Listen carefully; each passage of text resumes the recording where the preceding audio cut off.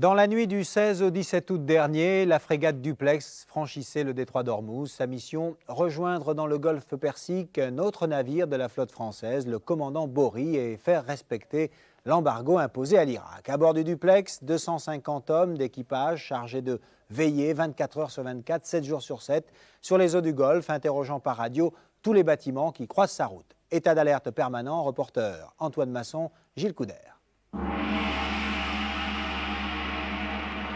Une mer d'huile écrasée par la chaleur, une mer qui ressemble à un grand lac.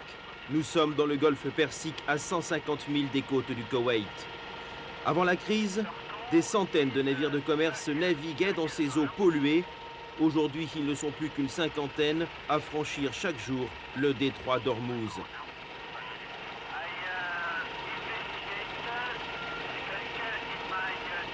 Ici, des bâtiments de guerre de 3 nations se sont donné rendez-vous.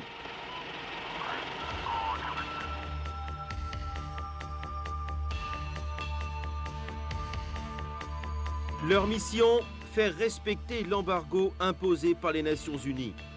Sur place, les Américains sont les plus nombreux, une demi-douzaine de bâtiments, mais ils sont aussi les plus proches du Koweït, à peine 100 km.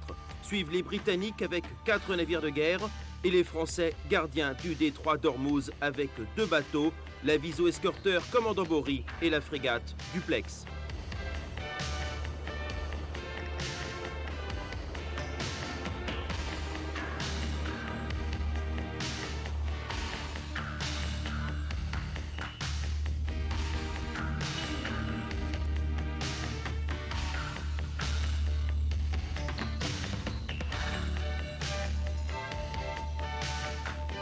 Le Duplex, c'est 250 hommes, dont 40 appelés pour un bateau ultramoderne et en pleine adolescence.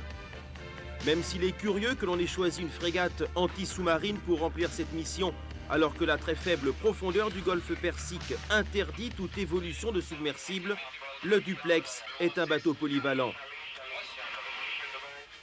Début août, alors qu'il naviguait vers le Liban, il est dérouté vers Ormuz. Il franchit le détroit dans la nuit du 16 au 17 août. Sa mission, faire respecter l'embargo et rejoindre sur place l'aviso-escorteur commandant Bory.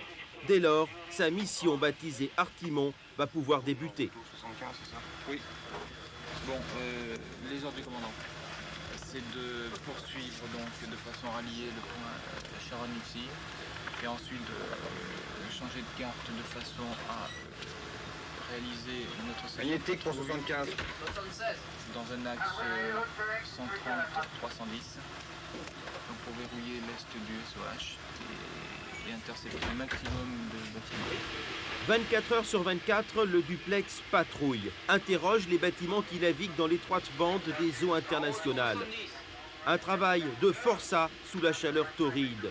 Il s'agit de ne pas oublier le moindre navire, difficile lorsque l'on connaît la densité du trafic. Par radio, par signaux, de jour comme de nuit, les hommes de quart se relayent au micro. War Sky, this is a French warship flashing new one calling you channel 16, over. Maître Dové, téléphone au 223.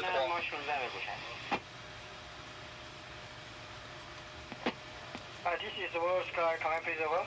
Station calling Seacon. Okay, morning sir, can you punch channel 6969? 69.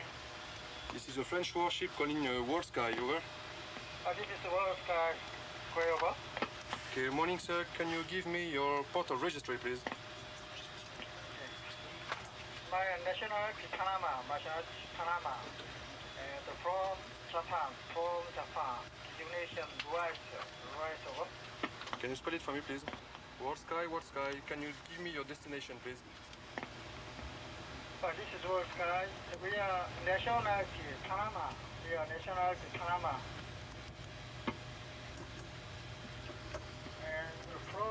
Pour un navire de guerre impliqué dans la crise du Golfe, chaque aéronef, chaque bâtiment paraît suspect et doit être contrôlé.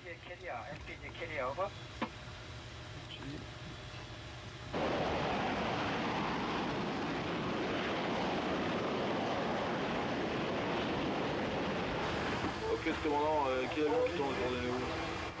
C'est un avion des EAU, je vais mettre immatriculation Alpha 6 Bike Romeo Bike. On a déjà été survolé par lui il y a le 20 août.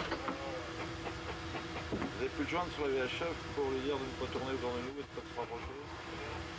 Bien reçu, commandant. On va lancer lui les éclairs en disco.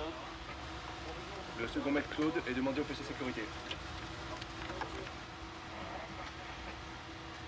Alors que se passe-t-il, commandant, lorsque vous avez comme ça un avion qui tourne autour de vous ou un bateau qui est à proximité? Bon, pour les avions, on ne veut pas être survolé par un avion, sans avoir été prévenu et sans lui avoir donné dûment l'autorisation. Ne serait-ce que pour éviter que n'importe qui puisse arriver. Bon, il y a une menace terroriste qui peut régner partout. Bon, on prend des précautions élémentaires. Alors pour les bateaux, c'est un peu la même chose, mais enfin pour les bateaux, le problème se pose moins parce que pour des raisons de sécurité évidentes, on passe toujours quand même relativement loin des uns des autres pour éviter des situations de proximité qui pourraient être dangereuses. Alors, jusqu'à maintenant, tous les bâtiments ont fini par répondre. Maintenant, que se passerait-il si l'un ne répondait pas? Bon, on appliquerait un certain nombre de mesures de contraintes. On a d'autres moyens à disposition, en particulier on a les signaux du code internationaux par pavillon, voilà, qui en principe sont connus de tout le monde. La signification ne peut pas échapper à un commandant de bâtiment de commerce. Alors, on utiliserait ça, mais ça demande là qu'on soit relativement près de manière que les signaux soient visibles. Et si ça marche toujours pas?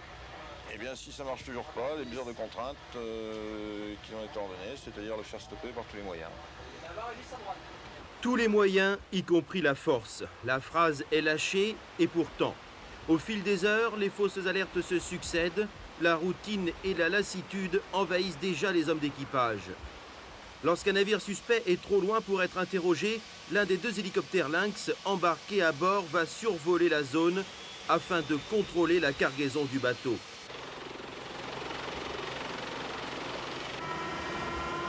Efficace, l'embargo semble l'être jusqu'à un certain point. Les Alliés n'ont pas le droit de pénétrer dans les eaux territoriales.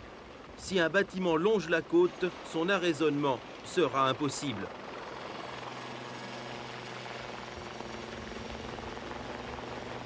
Sur place, les dangers sont multiples. Les avions tout d'abord. Le golfe est très étroit. En cas d'alerte, les possibilités de manœuvre sont réduites. Autre risque, les milliers de bateaux de pêche ou de contrebande qui croisent la route des navires de guerre. Bateaux non immatriculés, indétectables au radar et qui pourraient facilement servir de navires kamikazes. Contre ces dangers, la précaution la plus efficace reste les rapports étroits qui existent entre les forces en présence. Quand un navire est interrogé, l'information est transmise entre alliés. Tout se vérifie grâce au registre maritime, la cargaison et la destination des navires qui pénètrent et qui sortent du Golfe. Coopération multiforme, renseignement mais aussi ravitaillement. Ok, essayez de dégager celle du haut. Bon, pas trop de monde au milieu là, il y a trop de monde.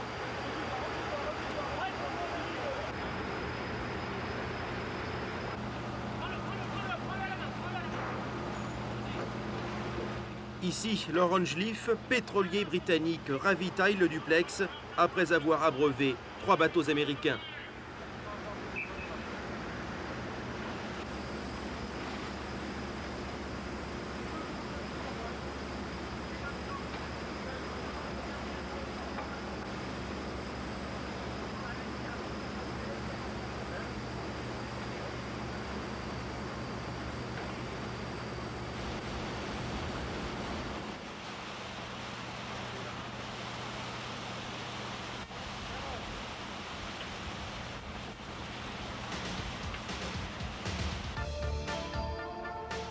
On le surnomme la poubelle. Il est l'un des doyens des bateaux de la marine française, l'aviso-escorteur commandant Bory. Avec le duplex, il est le second bâtiment de la Royale à faire respecter l'embargo dans les eaux du Golfe. La vie à bord est dure, pas d'air conditionné, 2 heures d'eau douce par jour et des postes d'équipage où 36 personnes s'entassent dans 150 mètres carrés. Malgré son inconfort, le Bory est rentré dans la légende. C'est un bateau spécial. Le Bory, c'est bateau pourri, marin gentil, c'est sa devise. On est l'aviso escorteur avec fourragère. On a notre histoire, on a nos chansons, les chansons du Bory, les popas du Bory qui ont été composées à Tahiti. On a notre histoire et je crois que dans la vie de tous les jours, ça nous imprègne quand même, ça nous imprègne sûrement.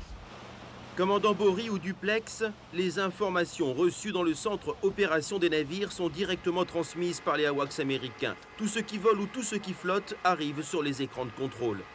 Alors qu'est-ce que vous voyez là sur cet écran? Là, toute la situation des Américains autour de nous, avec l'AWACS qui est à peu près 300 nautiques de nous. Quels sont les symboles là? Triangle, croix, carré, ça veut dire quoi tout ça? Les croix, ça peut être un point de référence. Les carrés, ce sont des bâtiments de surface. Les ronds, ce sont des avions. Partie supérieure, rond, avion, ami. Si c'est pointu, ce sont des hostiles ou présumés hostiles. Donc là, il y en a 3 ou 4 hostiles là-haut? On en a 4, même 5. dont un d'après la vitesse, ça peut être un intercepteur. Rappelez au poste de combat.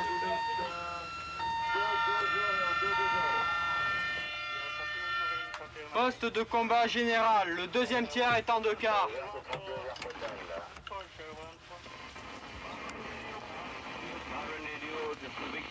Réunion au 95. Réunion au 95. Reçu, Sipowan, l'air d'aménage 222. Alerte missile, repliez-vous sur bâbord. Alerte missile, repliez-vous sur bâbord.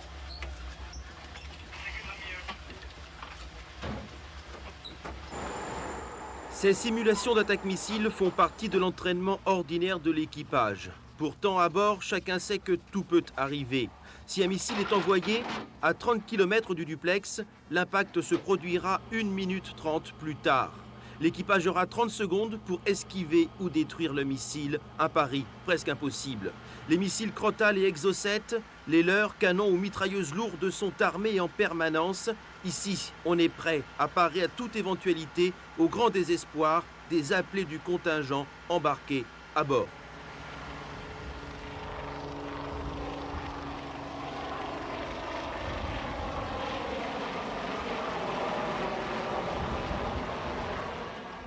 Comment vous ressentez cette mission dans le Golfe? Eh bien, disons que je la ressens dure, niveau chaleur et niveau problème qui se passe dans l'Irak, quoi. Ça fait, bon, c'est pas que ça fait peur, mais enfin, c'est quelque chose que j'aurais bien voulu éviter, quoi. Les autres appelés du bord, ils ont un peu le même état d'esprit que vous?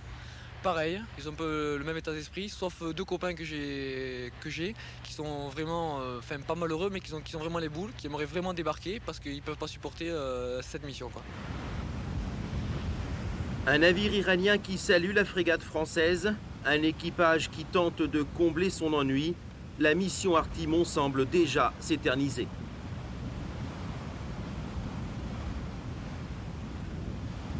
Je vois mal, très honnêtement, une issue heureuse de la situation dans les... Bref. Bon, je pense que c'est une situation qui, à mon avis, va perdurer un certain temps. Le temps que les mesures qui ont été prises par le Conseil des Nations Unies fassent leurs effets, en particulier l'embargo. Bon, et pour qu'un embargo fasse son effet, il faudra plusieurs mois. Donc je pense que, peut-être pas le duplex, mais au moins la Marine nationale est amenée à rester dans cette zone, dans ce théâtre d'opération pendant encore un certain nombre de semaines, voire de mois. Le duplex aura-t-il à se battre contre les mirages et les exocets irakiens? À bord, on essaie de ne pas trop y penser. On attend la relève, la prochaine frégate qui jouera à son tour à cette drôle de guerre.